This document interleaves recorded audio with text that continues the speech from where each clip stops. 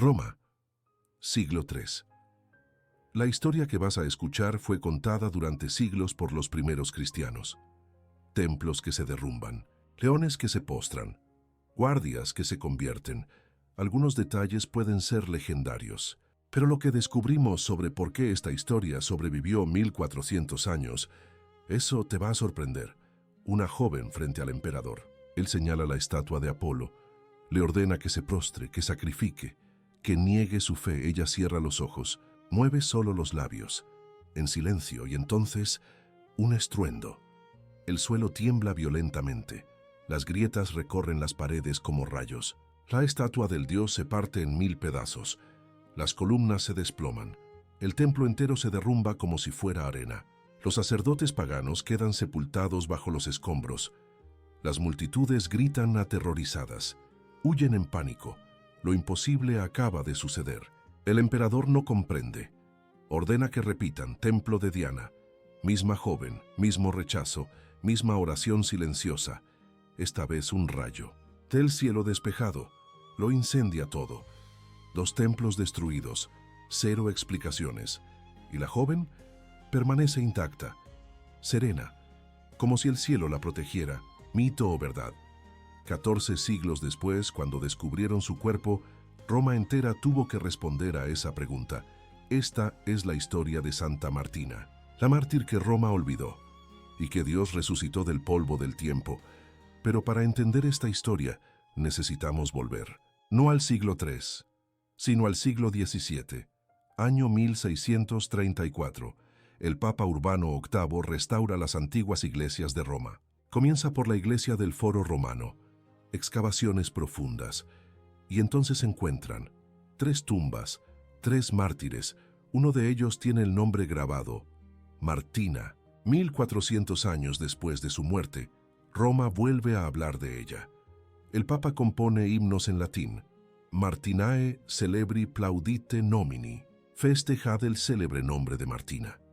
Fija la celebración el 30 de enero, la declara patrona de Roma. Pero surge la pregunta inevitable: ¿quién fue esta mujer? Y más importante, ¿toda esta historia es real? Volvamos ahora sí al siglo III. Roma bajo Alejandro Severo, año 222 a 235. Y aquí está el primer misterio. Alejandro Severo fue uno de los emperadores más tolerantes con los cristianos. Llegó a incluir a Cristo entre los dioses de la familia imperial. Fue un periodo de paz, de expansión de la iglesia, de crecimiento misionero. Entonces, ¿por qué una mártir justamente en ese reinado? La verdad que necesitamos decir: no tenemos documentos de la época de Martina, ningún registro contemporáneo al siglo III. El primer texto que menciona su nombre aparece 300 años después, en el siglo VI, cuando el Papa Honorio le dedicó una iglesia. En el siglo VIII su fiesta ya era celebrada, pero los detalles, los templos derrumbándose, los guardias convirtiéndose, los leones postrados, todo eso viene de una pasio medieval, una narrativa piadosa, transmitida oralmente, escrita siglos después. ¿Entonces es todo mentira? No, es algo más complejo, más profundo.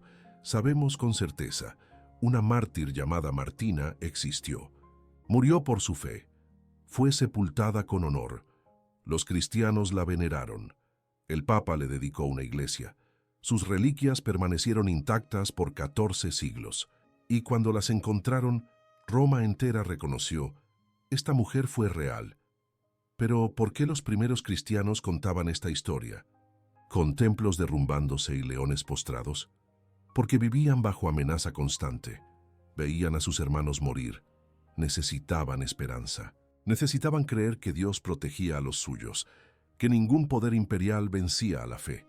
Entonces contaban sobre Martina, la joven ante quien los templos temblaban, ante quien las fieras se curvaban.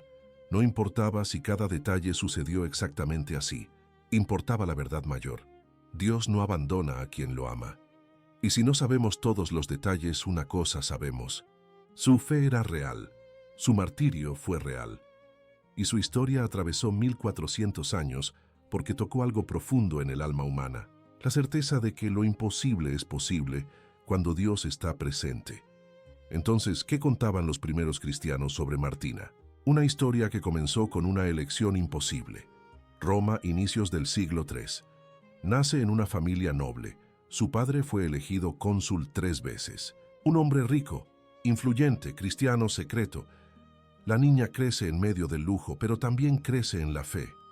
Educación esmerada, principios cristianos, oraciones escondidas, caridad discreta. Todo lo que una joven noble romana podría desear, hasta que pierde a sus padres demasiado pronto. Se queda huérfana, lo hereda todo, una fortuna inmensa. Propiedades, siervos, oro. La élite romana espera que se case bien, que mantenga el estatus, que preserve el nombre de la familia. Ella tiene otros planes, llama a los pobres de Roma, uno por uno. Lo distribuye todo, absolutamente todo. Ropa para quien tiene frío, alimento para quien tiene hambre, techo para quien duerme en las calles. En pocos meses la fortuna desaparece. No en fiestas, no en lujos, en las manos de los necesitados. Y entonces hace lo impensable para una noble romana. Se convierte en diaconisa, sierva de la iglesia, vive de limosnas, sirve a los pobres, ora públicamente.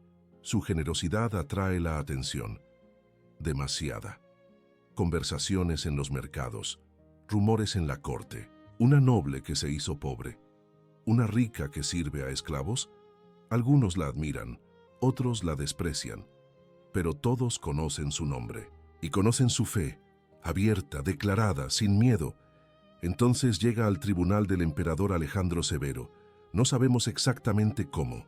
La tradición dice que fue denunciada, acusada de profesar la fe cristiana, de influenciar a otros, de desafiar a los dioses de Roma. El emperador, curioso, manda traerla. Quiere ver personalmente a esa joven que causó tanto alboroto. Ella entra, con la cabeza erguida, sin cadenas todavía. No es una prisionera común, es noble. El emperador ofrece un acuerdo, simple, fácil. Póstrate ante Apolo. Solo un gesto. Salva tu vida, recupera tu posición, vuelve a tu clase, todo puede ser como antes. Su respuesta resuena en el tribunal. Mi sacrificio pertenece al Dios Inmaculado. A él sacrificaré, para que confunda y aniquile a Apolo, y que éste deje de perder almas. Silencio. Nadie habla así con el emperador. Nadie desafía a los dioses abiertamente. El emperador interpreta mal. Piensa que ella va a sacrificar a Apolo para su dios. Organiza una gran fiesta. Templo de Apolo, sacerdotes, multitudes. Quiere ver a la noble romana inclinarse. La llevan por la fuerza al templo, ante la estatua inmensa, oro, mármol, incienso quemándose. Ella no se mueve, solo ora, en voz baja. Oh Dios y Señor mío, escucha mi súplica, destroza este ídolo ciego y mudo, para que el emperador reconozca que tú eres el único Dios verdadero.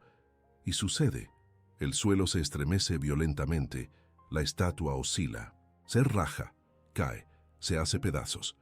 Las columnas ceden, el techo se derrumba, los sacerdotes corren, algunos no lo logran, quedan sepultados. Es el terremoto que ya vimos, pero ahora con testigos, cientos de ellos, todos lo vieron.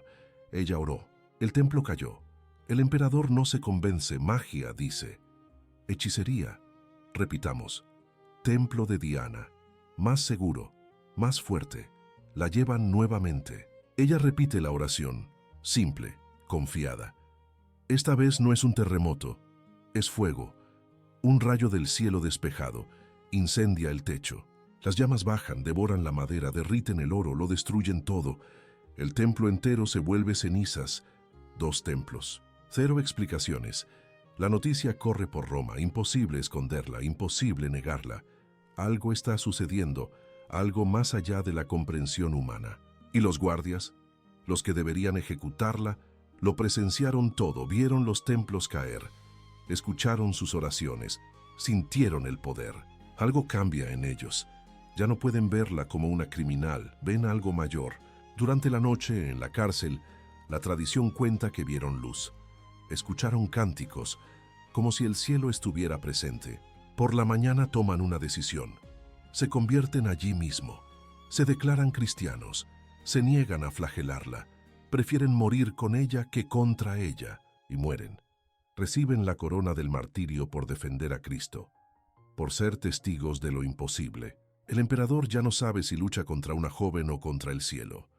El emperador ordena lo imposible, que nada la detenga, que hagan lo que sea necesario, hasta que ella se quiebre o muera. Él mismo quiere presenciarlo. Coliseo de Roma. Anfiteatro inmenso, gradas repletas. El pueblo quiere ver un espectáculo macabro, una cristiana contra fieras, Alejandro Severo en la tribuna imperial. Quiere ser testigo personalmente. Quiere probar que sus dioses son más fuertes, que los milagros eran trucos, que ahora ante leones hambrientos ella va a temblar, va a gritar, va a negar. La traen encadenada al centro de la arena. Arena caliente bajo los pies, un sol inclemente, multitudes rugiendo, queriendo sangre. Ella permanece serena, se arrodilla, no en derrota, sino en oración. Las manos unidas, los ojos cerrados, los labios moviéndose en silencio. Las jaulas se abren con un chirrido metálico.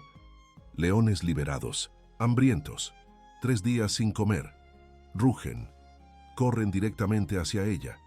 La multitud se levanta ansiosa, esperando el ataque, esperando el fin. Pero los leones se detienen a metros de ella. Miran, olfatean el aire. Algo los detiene. Un poder invisible. Se aproximan despacio ahora cautelosos, como si reconocieran algo sagrado. Y entonces lo imposible. Se echan a sus pies mansamente, como animales domésticos. Uno de ellos apoya el hocico en su rodilla gentilmente. La multitud silencia. Choque absoluto. Nadie comprende. Los leones hambrientos no actúan así. No hay explicación natural. Los gritos comienzan de terror ahora, no de excitación. Terror ante lo inexplicable. Las personas huyen de las gradas, tropiezan unas con otras. ¿Qué están presenciando? El emperador está lívido. Furia y miedo mezclados. Ordena que retiren a los leones, que intenten otra cosa. Si las fieras no la tocan, el fuego sí. El fuego no tiene conciencia. El fuego no se inclina. Centro de Roma, plaza pública. Construyen una pira enorme. Madera seca, paja, aceite. La encadenan al poste central. Multitudes alrededor, más cautelosas ahora. Después de los leones nadie está seguro de lo que va a pasar. Pero el fuego es fuego. El verdugo se aproxima con una antorcha. Vacila solo un segundo. Entonces la lanza. Las llamas suben rápido, violentas. La rodean por completo. Calor insoportable. Humo negro. La multitud retrocede protegiendo sus rostros, esperando lo inevitable. El fin que el fuego siempre trae. Ella continúa orando en medio de las llamas, voz firme, mirada fija en el cielo como si el fuego no existiera, como si estuviera en paz absoluta. Y entonces el cielo responde. Se oscurece en segundos. Nubes negras de la nada. Truenos imposibles. No hay tormenta prevista, es mediodía, debería estar despejado, pero la oscuridad desciende como una cortina. Y viene la lluvia torrencial, diluviana, como si el cielo entero se hubiera abierto. Apaga las llamas, cada brasa, cada chispa. El vapor sube de la madera humeante. Y ella, ilesa. Cadenas rotas por el calor. Pero la piel intacta, la ropa intacta. Imposible. El viento se levanta fuerte, esparce las brasas todavía encendidas por los espectadores. Algunos se queman, gritan, huyen. Lo que debería ejecutarla está ejecutando a quien vino a mirar. Pánico total. Roma nunca vio nada igual. Alejandro Severo ordena el fin. Basta, fuera de la ciudad, lejos de los ojos del pueblo, sin espectáculo, sin testigos, solo lo necesario. La tradición cuenta que el 30 de enero del año 228, lejos de las multitudes, ella misma, en una paz profunda, entregó su espíritu a Dios. No en derrota, en victoria. Su corona estaba completa, su fe intacta hasta el último suspiro. En el mismo momento, dicen, un terremoto sacudió Roma entera, mayor que los anteriores, como si el cielo marcara aquel instante. Como si Dios dijera, esta fue mi hija, y ahora está conmigo. La noticia corre, los cristianos entierran su cuerpo con honor, oran sobre su tumba, cuentan su historia de ciudad en ciudad, de generación en generación, la joven a la que los templos no retuvieron. a la que los leones no tocaron, a la que el fuego no quemó, y que murió en paz, porque nunca tuvo miedo. Y entonces, silencio. 14 siglos de silencio. Los siglos pasan. Su historia es transmitida oralmente. Los cristianos en las catacumbas la cuentan. Los obispos en los sermones la mencionan. Pero lentamente, muy lentamente, su memoria desaparece. Siglo VII. El Papa Honorio primero levanta una iglesia cerca del Foro Romano. Se la dedica a ella, Santa Martina, una pequeña iglesia humilde. Pero allí está su nombre grabado en piedra. En el siglo VIII la fiesta es celebrada. Los romanos van a la iglesia, oran, recuerdan. Después nada, reliquias sepultadas, iglesia olvidada, celebración abandonada. La memoria de Martina se pierde en el polvo del tiempo como tantas otras. Roma tiene muchos mártires, muchos nombres, muchas historias. Ella se vuelve solo una más, casi borrada. 1400 años pasan. Año 1634. El Papa Urbano VIII gobierna. Un hombre de acción, visionario, quiere restaurar Roma, quiere embellecer las iglesias, comenzar la contrarreforma con símbolos concretos. Comienza por la vieja iglesia del Foro, aquella dedicada a alguien llamado Martina. Nadie recuerda bien quién fue. Excavaciones profundas. Pietro de la Cortona lidera la obra y encuentran 3 tumbas preservadas, 3 cuerpos intactos, 3 mártires que allí descansaban olvidados. Uno tiene el nombre grabado Martina, junto con los cuerpos Concordio y Epifanio, mártires desconocidos, pero allí juntos por 14 siglos. Urbano VIII reconoce el milagro, no solo del cuerpo preservado, sino del tiempo, 1400 años, y Dios no permitió que ella fuera olvidada para siempre. Trasladan las reliquias, colocan el cráneo en un relicario especial de plata pura, restauran la iglesia y la convierten en una de las más bellas del Foro Romano. El Papa compone himnos personalmente en latín. Martinae celebri plaudite nomini, cives Romulei, plaudite gloriae. Festejad el célebre nombre de Martina, ciudadanos de Rómulo, festejad su gloria. Fija la celebración el 30 de enero. La declara una de las patronas de Roma al lado de Pedro y Pablo. Y entonces sucede algo extraordinario. La devoción explota. Los romanos vuelven a venerarla como si nunca hubiera sido olvidada. Su historia es contada de nuevo. Sus milagros recordados. En 1730, las reliquias son enviadas a Martina Franca en Italia, ciudad que lleva su nombre. Hoy la iglesia de los santos Lucas y Martina permanece en el Foro Romano, donde todo comenzó. Patrona contra los terremotos, contra las tormentas, de los mineros, de las madres y de todos los que enfrentan lo imposible. Si Martina convirtió a los propios guardias que debían ejecutarla, si Dios resucitó su memoria después de 1400 años olvidada, imagina lo que Él puede hacer por esa persona que tanto amas. Ninguna distancia de Dios es demasiado grande. Ninguna conversión es demasiado imposible. Escribe en los comentarios el nombre de quien quieres que vuelva a Dios. Vamos a orar juntos por esas conversiones imposibles. 30 de enero. Sea una historia exacta o una verdad mayor, una cosa permanece, una fe que vence los imposibles. 1400 años olvidada, pero Dios nunca olvida.